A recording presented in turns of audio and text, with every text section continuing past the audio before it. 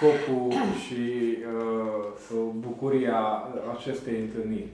În primul rând, o considerăm o fotografie împreună cu Dani Gogea, o fotografie de grup a trecerii în astăzi 4 august prin Sighet. Cu ocazie cu care să povestim două subiecte ce am considerat împreună că ar putea să ne explice, să ne devoaleze puțin din întrebările ce le avem, având în vedere că și Ovidiu Pecican și domnul Chancelier au preocupare veche și serioasă despre problema regionalizării. Ovidiu Pecican aproape îl aștepta de mulți ani după 90 ca un demers politic și foarte actual de altfel. Domnul Chancelier, am avut o discuție și din perspectivă pedagogică și nu numai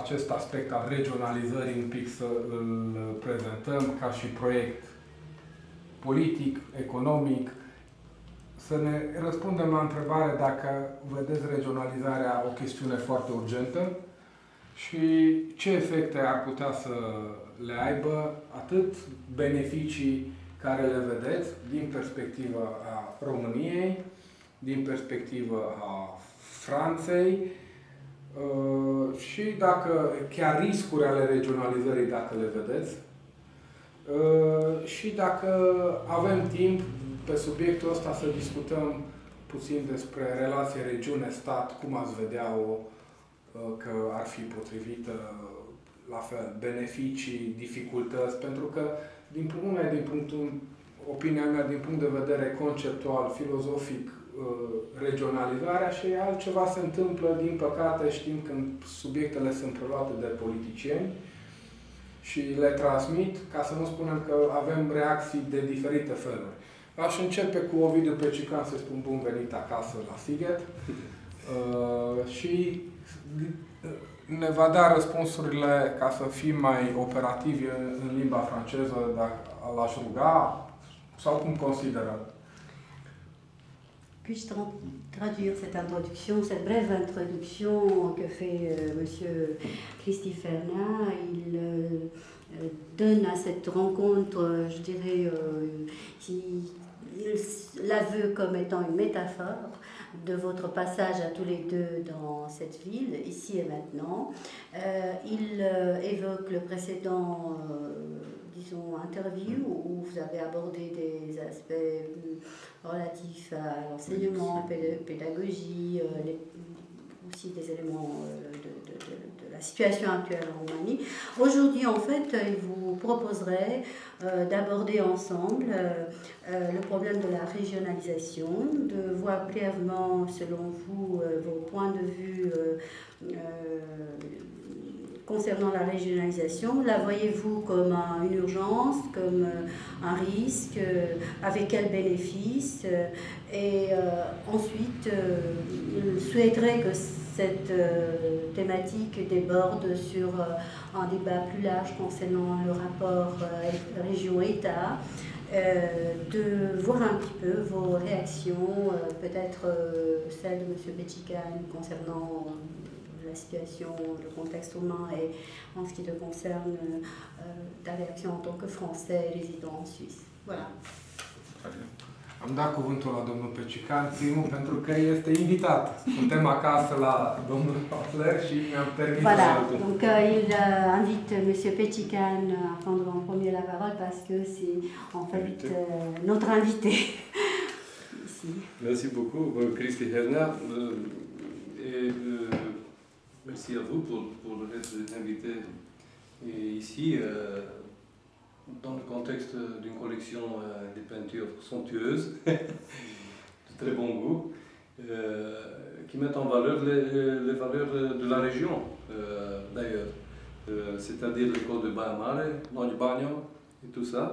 Et, premièrement, je dois avouer que je ne suis pas un homme politique. Je n'appartiens pas à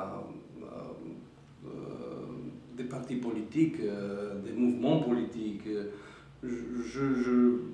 J'ose me définir comme peut-être un intellectuel au sens du mot, certainement français. Après l'affaire Dreyfus, qu'est-ce que ça veut dire être un intellectuel? Avoir des opinions en les exprimant en public, faire une démarche critique sur la réalité, l'actualité, c'est comme ça, n'est-ce pas? Donc, vous vous définissez aussi comme... Tout à fait. Voilà, nous sommes deux intellectuels issus du mouvement académique de l'université. C'est pas une nouveauté, l'université en Europe. Ça a commencé il y a beaucoup de siècles. Enfin, ça continue à résister parce que les intellectuels au milieu de l'université ont des opinions, font des découvertes, essaient de bouger un peu pour que toute la société bouge avec eux. Ils sont libres. Et voilà, interdit de je n'osais pas dire ça, mais je me sens libre quand même. Moi aussi. Enfin, ce sont les vacances, donc c'est un plus de liberté. Mais c'est vraiment intéressant parce que nous avons cette petite discussion amicale ici à Sziget, la capitale historique de Maramureş, du soi-dit Maramureş historique. Et nous allons discuter un peu du régionalisme, de décentralisation, des trucs comme ça, à cause du fait que c'est une alternative à ce qu'on nomme ici l'État hyper centralisé, qu'on a hérité avec Alexandre Ioan Cuza, surtout avec l'union de la Moldavie et de Valachie, il y a une centaine, 50 d'années. On a hérité de notre protecteur français, Napoléon le Troisième.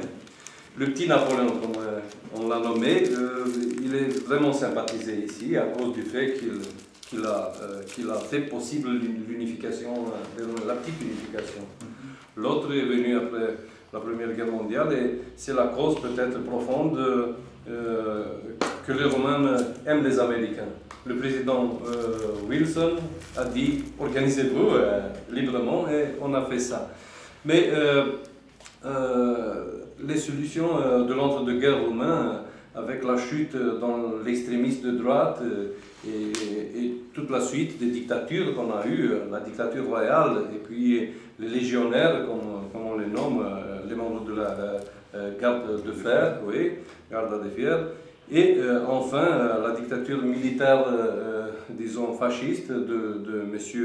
Ion Antonescu, je ne l'aime pas trop, je dois avouer. Toutes ces dictatures ont poussé la Roumanie dans un coin d'ombre où elle a continué à vivre dans les suivantes 50 ans avec l'aide de notre grand frère de l'Est, l'Union soviétique. Donc on a eu ce siècle déjà passé, plein de dictatures, plein de pressions politiques.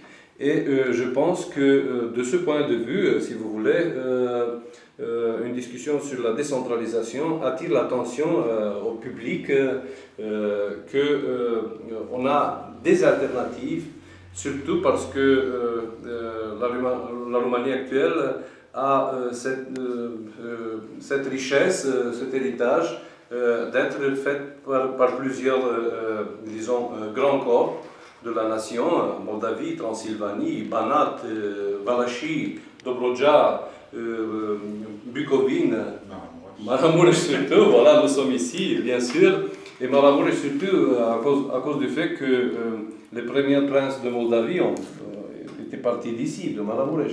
Donc on a ici une très forte, surtout à Sziget, une très forte tradition, disons, autonomiste. Mais autonomiste dans quel sens? Un sens culturel, un sens économique, avec toute la civilité et toute la solidarité avec les autres Roumains, et pas seulement les Roumains, avec les Hongrois, avec les Ukrainiens, avec tout le monde qui veut certainement vivre meilleur. Donc, j'aimerais bien vous inviter à mon tour d'avoir cette discussion pas dans des termes techniques, c'est pour les techniciens. Nous, comme intellectuels, nous pouvons surtout parler de régionalisation, d'un certain autonomisme. En roumain, ce mot est... Mais oui, c'est justement comme ça. On est traité de traître si on ose faire des références à ça, c'est fou. Hein. Donc, pas une discussion technique, mais surtout intellectuelle avec des propos critiques, tout ça. Qu'est-ce que vous dites? Alors, personnellement, je viens d'un pays de marche, c'est-à-dire comme les Maramuresh, c'est-à-dire un pays qui est proche des frontières. Voilà. La frontière est par-dessus le marché, la frontière, elle a disparu il y a 400 ans. Nous parlons de quel pays? De la Bretagne et de la France. Oui. Et donc, là où je suis né, c'est exactement la position des Maramuresh. Une partie de la Bretagne est en France, et une partie est restée en Bretagne avec toutes ses traditions. Et pour moi, la notion de frontière est dramatique. Elle a été dramatique. Moi, je rappelle toujours que Chateaubriand, quand il est venu voir la duchesse de Berry 2 ans avant sa mort, c'est-à-dire en 1838, n'avait pas besoin de passeport pour aller de France à Prague. Et que, heureusement maintenant, on n'a plus besoin de passeport pour venir de la frontière suisse à Sziget, mais c'est un phénomène tellement nouveau qu'il faut qu'on se réhabitue. C'est-à-dire que la notion de frontière, pour moi, a toujours été un problème. Quand j'arrive à une frontière, c'est un obstacle. C'est un obstacle. Même invisible. C'est un moment d'angoisse, en disant qu'est-ce qu'on va me demander de changer de moi-même. Et à chaque fois que j'ai traversé pas beaucoup de frontières dans ma vie, ça m'a toujours dit, mais qu'est-ce qu'on va me demander d'abandonner de moi-même? Laissez vos chaussures là. Hein. Tout à fait. Comme dans l'aéroport. Comme Jean-Jacques Rousseau, quand il a quitté la Suisse, il s'est arrêté à la frontière et il a secoué ses chaussures. Voilà. Pour ne pas avoir de poussière de la Suisse, enfin c'était à Sainte-Croix, dans le canton de Vaud, pour ne pas avoir de poussière de la Suisse pour abandonner, pour aller dans ce pays de liberté. Se purifier. Pour aller, qu'il appelait le pays de liberté, qui était la France. Donc pour moi, la frontière est un phénomène totalement nouveau, qui est issu, bien sûr, d'une pensée ancienne, mais qui s'est stratifié au XIXe siècle, je dirais à partir de la pensée hegelienne, etc., ça c'est clair, mais surtout à partir d'une certaine volonté d'organiser le territoire indépendamment de la culture, indépendamment de l'éducation, indépendamment de ce qui est la vie des gens. C'est même pas la vue des diplomates, c'est la vue des militaires, n'est-ce pas? Et pour moi, par exemple, il y a la route de la soie. Il y a plein de frontières maintenant, mais la route de la soie n'avait pas de frontières. La route de l'Ambre, qui est beaucoup plus ancienne que la route de la soie, n'avait pas de frontières. Donc pour moi, la première chose qui a été instaurée et qui est dramatique au sens vraiment du drame, c'est cette notion de frontière. Et quand on est né,